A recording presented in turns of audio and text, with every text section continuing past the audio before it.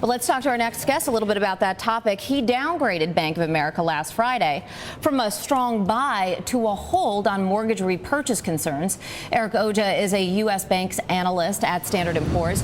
He says BofA is just not as prepared to handle those repurchases as he had hoped, and he joins us now from his firm in New York. Erik, welcome. Now, very prescient downgrade, and the way your ratings work, just to clarify here, is you go from strong buy to hold. So you downgraded the company 2 notches, essentially. Yeah, 2 notches, and we lowered our target price from 17 to 14.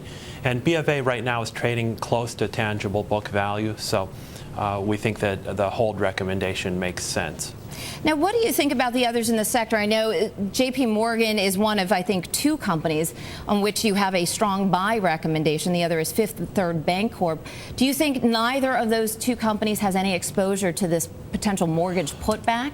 Well, we think they do have exposure, but we think that it's handled better. It all comes down to the acquisitions, because Bank of America, they acquired Countrywide in mid-2008, and this is really where the root of the problem is. With Fifth Third, there were no acquisitions, and with JPMorgan, their acquisition of Washington Mutual, we think, went much more smoothly, and Washington Mutual did not have the same sort of issues that Countrywide clearly had.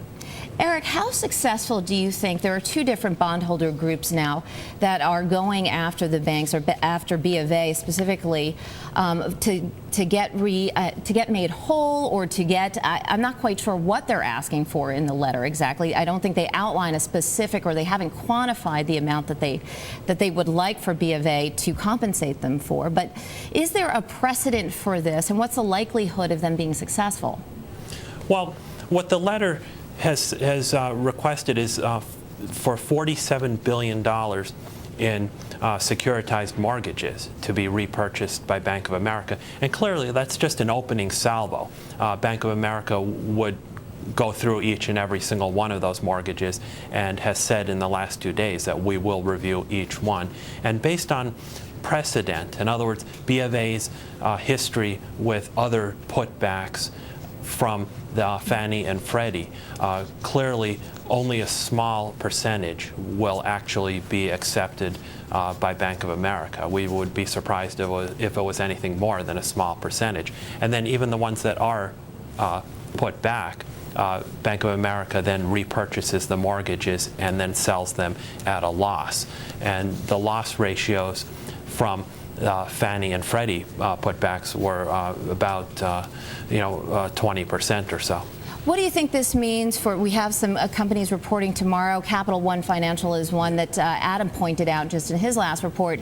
Could be just as exposed, or certainly is a close runner-up to Bank of America. Yeah, I don't cover Capital One, so I cannot comment on that. But some of the other banks that I cover, like SunTrust and PNC, there will be some exposure because they do some securitization of mortgages. But because they did not make acquisitions in the last several years, I'm sorry, because SunTrust did not make an acquisition in the last several years, their exposure is much more easy to quantify. It's when a company has made a large acquisition, such as Countrywide, the quantification is much more difficult. All right, Erik Oja, thank you very much for joining us today. He's a U.S. banks analyst at Standard & Poor's.